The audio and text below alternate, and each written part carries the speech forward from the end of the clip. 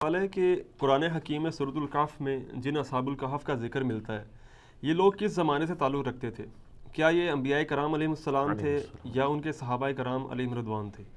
Please ان کے واقعے کی تفصیل بھی بیان کر دیں، کیونکہ سننے میں یہ بھی آیا ہے کہ جہاں سیدنا یونس علیہ السلام کی مچھلی اور سیدنا عزیز علیہ السلام کا گدھا اور سیدنا موسیٰ علیہ السلام کی گائے اور سیدنا صالح علیہ السلام کی اونٹنی بھی جنت میں جائے گی، وہاں اصحاب الکہف کا خوش نصیب کتا بھی جنت میں جائے گا۔ چونکہ کتا ایک نجس جانور ہے اس لیے اسے یہودی عالم بلعام بن بعورہ کے جسم و شکل میں داخل جنت کیا جائے گا۔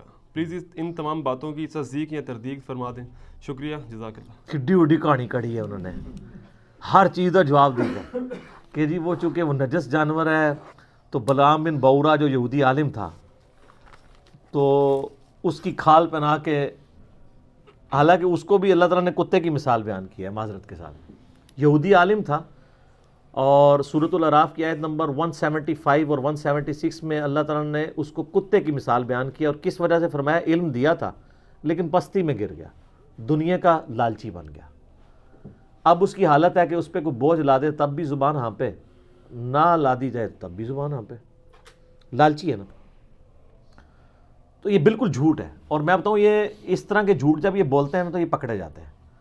ہمارے یہاں پہ ایک بزرگ ہیں، تو وہ جب ہماری دعوت کے ساتھ اٹیچ ہوئے، پروگرام اٹینڈ کیے، 60+ ان کی ایج تھی، تو ان کا دماغ کھل گیا۔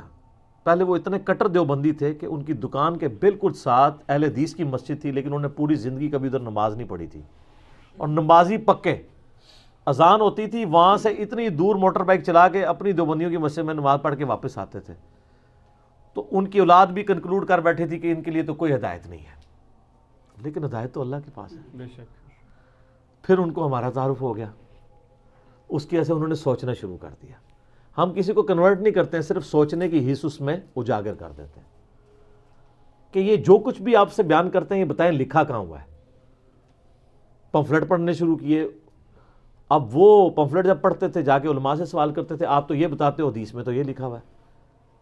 تو پہلے تو علماء برداشت کرتے رہے کہ پرانا بندہ ہے، مسجد کا بانی ہے، اگنور کرو، چندہ بھی آ رہا ہے، اگنور کرو۔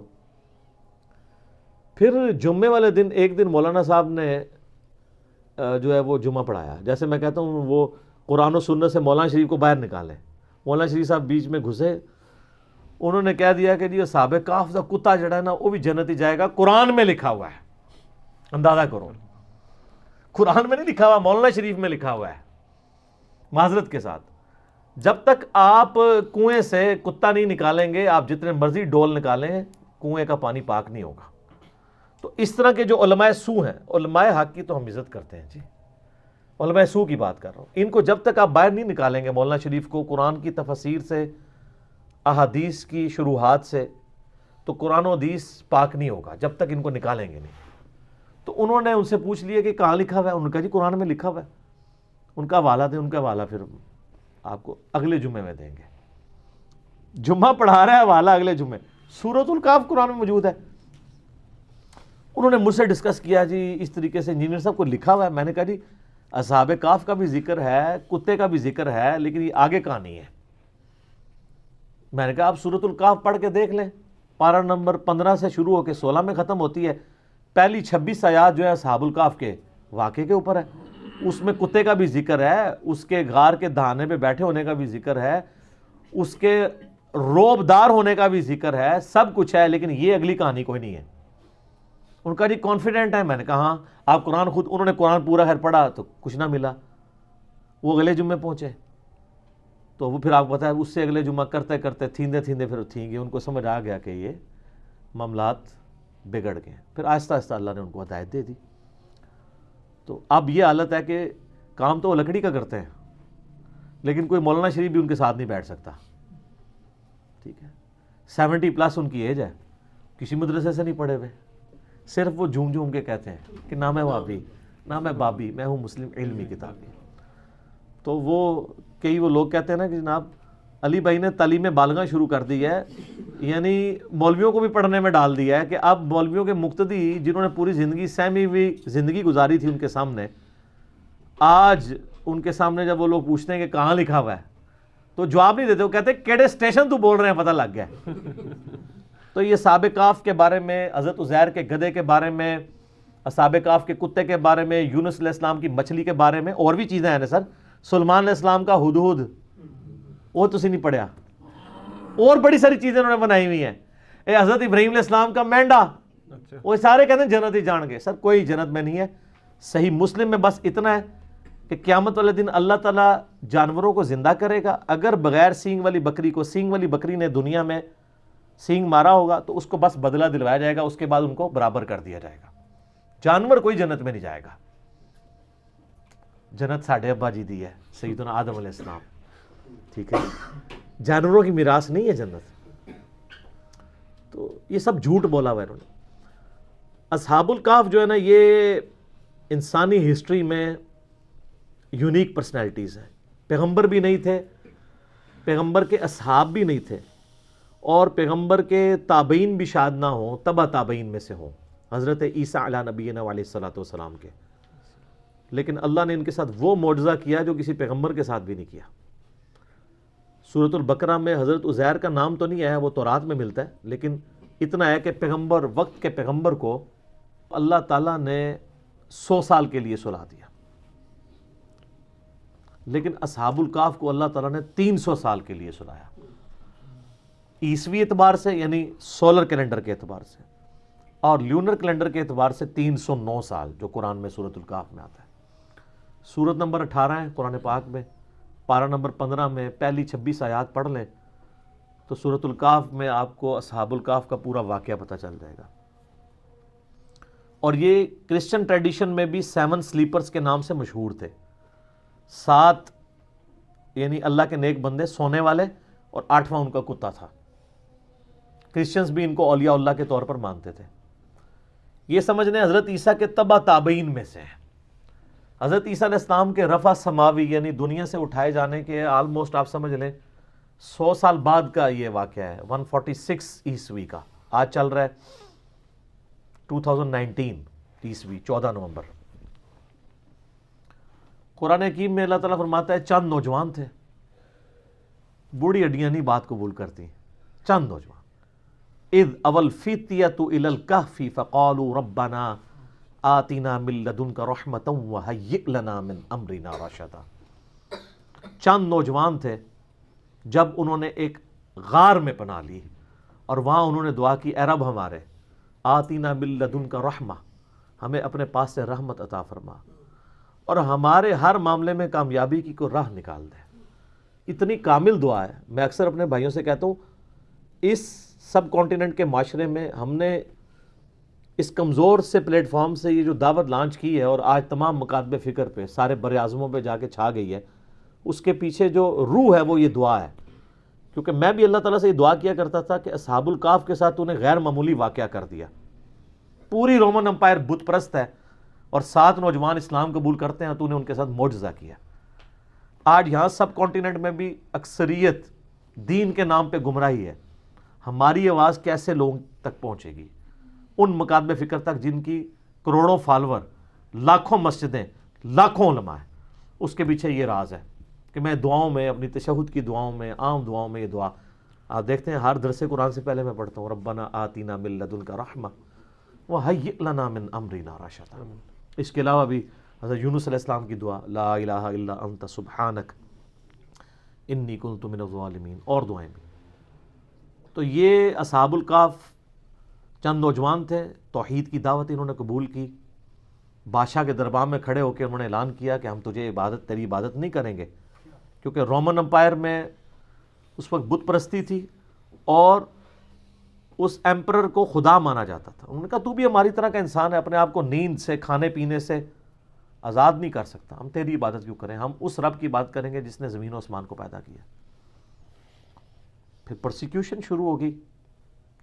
اچھا ہے یہ ایلیٹ کلاس سے تھے، شاہی فیملی سے تعلق رکھنے والے، یعنی یہ لوگ تھے. پھر ان کے دل میں اللہ نے یہ بات ڈال دی کہ پہاڑ میں جا کے پناہ لیتے ہیں تاکہ ہم ان کے ظلم و ستم سے بچ سکیں. تو یہ ایک پہاڑ پہ چلے گئے، ایک غار میں. یہ پورا واقعہ قرآن پاک میں آیا ہے. پھر اللہ فرماتا ہے انہوں نے غار میں پناہ لی اور اللہ تعالیٰ فرماتا ہے ان کو ہم نے وہاں پہ تھپکی دے کے سلا دیا. ہائے ہائے ہائے.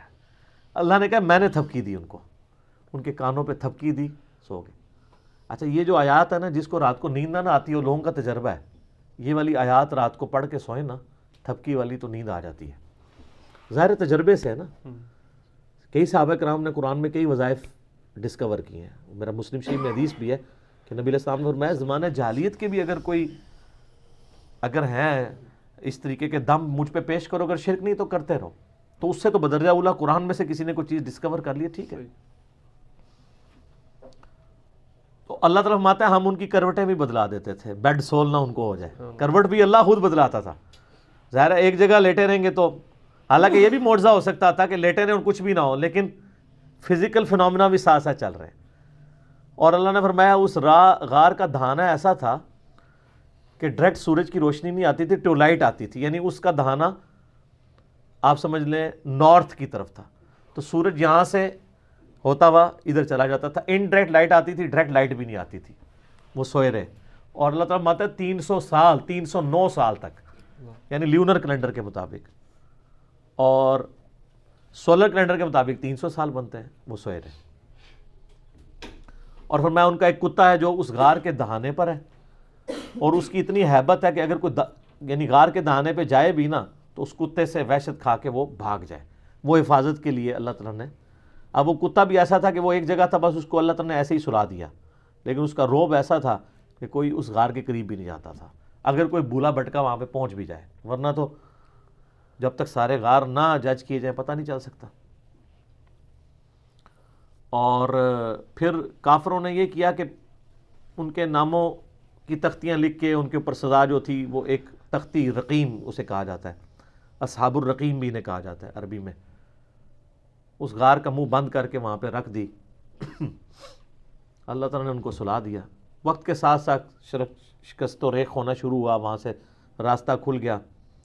اور اللہ کا کرنا یہ ہوا کہ اسی دوران رومن امپائر کا جو کانسٹنٹائن 2 تھا نا 337 عیسوی میں, اس نے مرتے مرتے عیسائیت قبول کر لی. اب عیسائیت قبول کرنے کا مطلب یہ تھا کہ پوری رعایا نے عیسائیت قبول کر لی, پوری رومن امپائر کرسچن ہو گئی اس وقت کے مسلمان. یعنی حضرت عیسیٰ علیہ السلام کے اٹھائے جانے کے 300 سال کے بعد, ورنہ ان 300 سالوں میں عیسائیوں نے بڑے ظلم اٹھائے ہیں ان بت پرستوں کے ہاتھ, وہ تو ایک پوری داستان ہے. تو اب وہ جب اٹھے تو وہ آپس میں کلام کرنے شروع ہو گئے کہ ہم کتنی دیر سوئے ہیں, دن یا دن کا کچھ حصہ. ان کو آئیڈیا نہیں ہوا, کیونکہ علم غیب نہیں تھا اس زمانے میں ہوتا. ان کو حضرت عزیر علیہ السلام کو نہیں پتا چلا میں 100 سال سویا رہا ہوں, ٹھیک ہے. تو اللہ تعالیٰ نے ان کو سلا دیا. اب اٹھے تو انہوں نے خیر آپس میں کیا, پھر انہوں نے کہا چلے ایک بندے کو بھیجتے ہیں. اب جیسے اچھا 300 سال بھوک نہیں لگی, اٹھے تو بھوک لگ گئی, تقاضے شروع. وہ معجزانہ طور پہ سوئے ہوئے تھے, تو انہوں نے وہ اشرفیاں دے کے ایک بندے کو بھیجا اور کہا دیکھنا کوئی پاکیزہ مال لے کے آنا ہے, کوئی ہم تو حرام کا کوئی مال نہیں کھائیں گے. شریعت ساتھ ساتھ چل رہی ہے, اور وہ یہ سمجھ رہے ہیں کہ بادشاہ کا دور ہے, چھپ چھپا کے. ان کو تو پتہ ہی نہیں ہے کہ سر 300 سال گزر چکے ہیں, اور رومن امپائر جو ہے وہ ان کا دین وہی ہے جو ان کا دین ہو چکا ہے. اب وہاں جب پہنچے تو وہاں انہوں نے حالات بدلے ہوئے دیکھے. کسی دکان سے وہ خریداری کرنے لگے تو وہ جب اس نے پرانے زمانے کے سکے دیکھے, اس نے کہا لگتا ہے کہ اس بندے کے ہاتھ کو خزانہ لگ گیا. شور مچ گیا, اس کو پکڑ کے لے گئے. تو آہستہ آہستہ پھر ان کی حقیقت کھل گئی کہ یار یہ تو وہ لوگ ہیں. پتہ تھا ان کو کہ اس طرح 7 سلیپر کسی غار میں سوئے ہوئے ہیں, تو وہ تو پھر وہاں کے اولیاء اللہ ڈکلیئر ہو گئے. پھر اللہ تعالیٰ نے فرمایا کہ اس واقعے کے ذریعے ہم نے ان لوگوں کا ایمان بھی مضبوط کیا کہ اللہ تعالیٰ مرنے کے بعد زندہ کر سکتا ہے, کیونکہ اس حوالے سے کوسچنز شروع ہو گئے تھے, اللہ تعالیٰ مردوں کو کیسے اٹھائے گا. یہ بہت بڑا معجزہ تھا کہ 300 سال بعد اللہ تعالیٰ نے ان کو اٹھا لیا.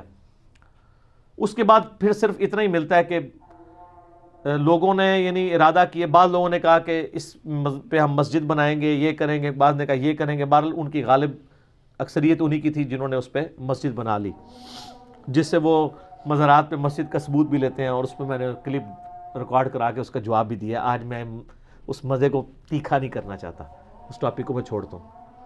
بال پھر انہوں نے یار دعا کی. قرآن میں تو بس اتنا ہی ملتا ہے. اور اللہ تعالیٰ نے ان کی پھر وہاں سے ہی روح نکال لی, فوت ہو گئے.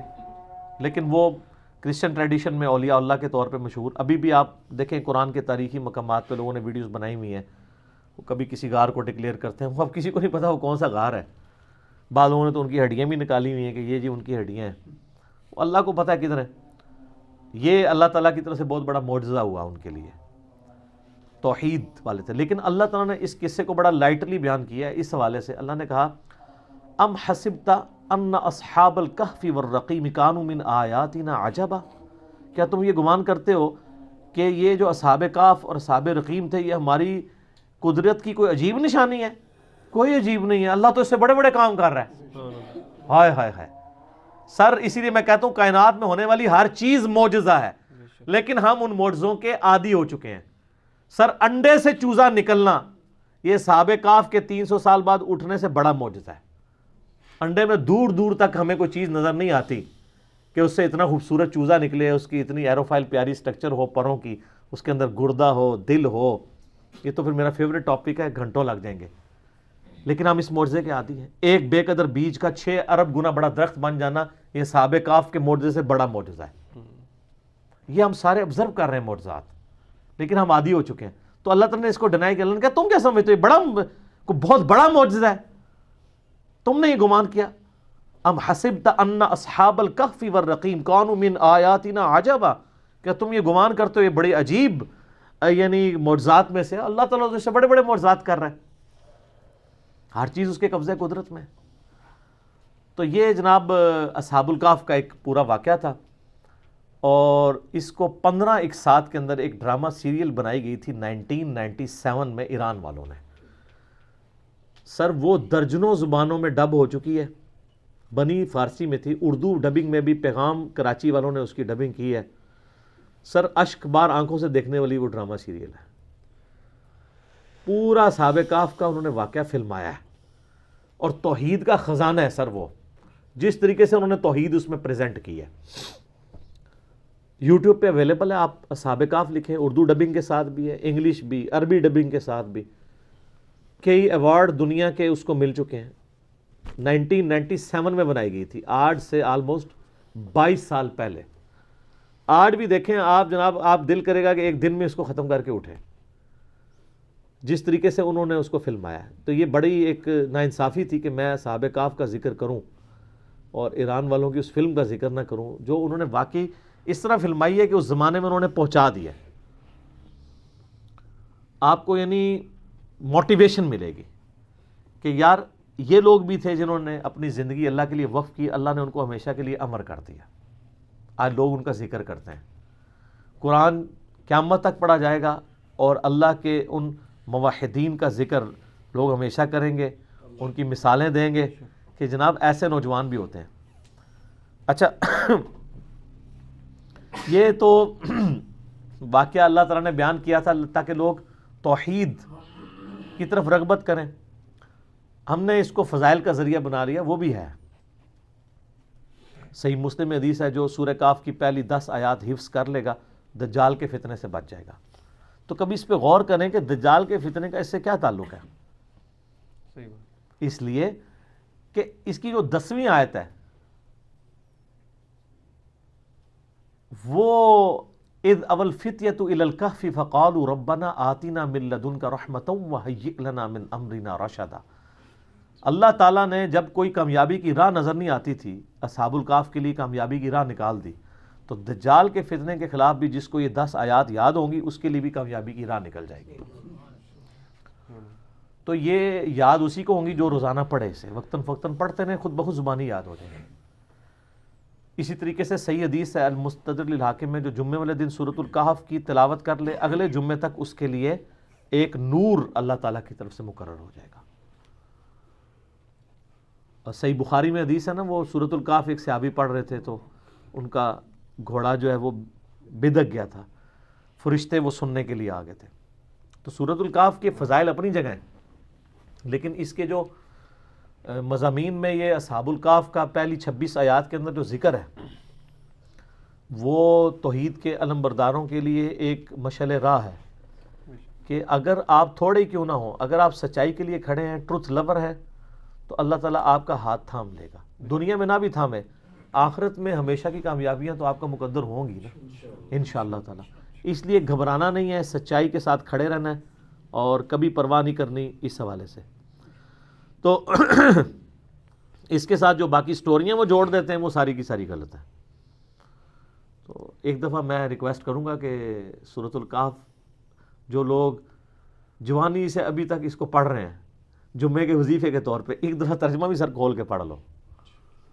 اور آپ نے مزید مزہ لینا ہے تو میری جو 9 سالوں کے اندر قرآن کی تفسیر ریکارڈ ہوئی ہے اس میں سورہ کہف پہ تو میرا بہت لمبے لیکچرز ہیں. اس میں تو کئی ایک مضامین ہیں.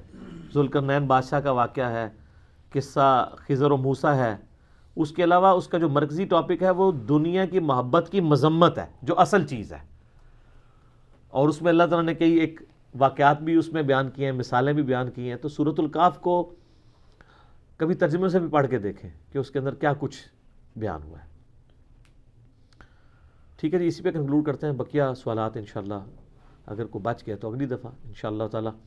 اللہ تعالیٰ سے دعا ہے جو حق بات میں نے کہی اللہ تعالیٰ ہمارے دلوں میں راسخ فرمائے. آمین. اگر جذبات میں میرے منہ سے کوئی غلط بات نکل گئی اللہ تعالیٰ ہمارے دلوں سے محو کر دے آمین. اور معاف بھی کر دے. آمین. ہمیں کتاب و سنت کی تعلیمات پر عمل کر کے دوسرے بھائیوں تک پہنچانے کی توفیق عطا فرمائے. سبحانک اللہم و بحمدک اشہد ان لا الہ الا انت استغفرک و اتوب الیک وما علینا الا البلاغ المبین. جزاکم اللہ خیرا.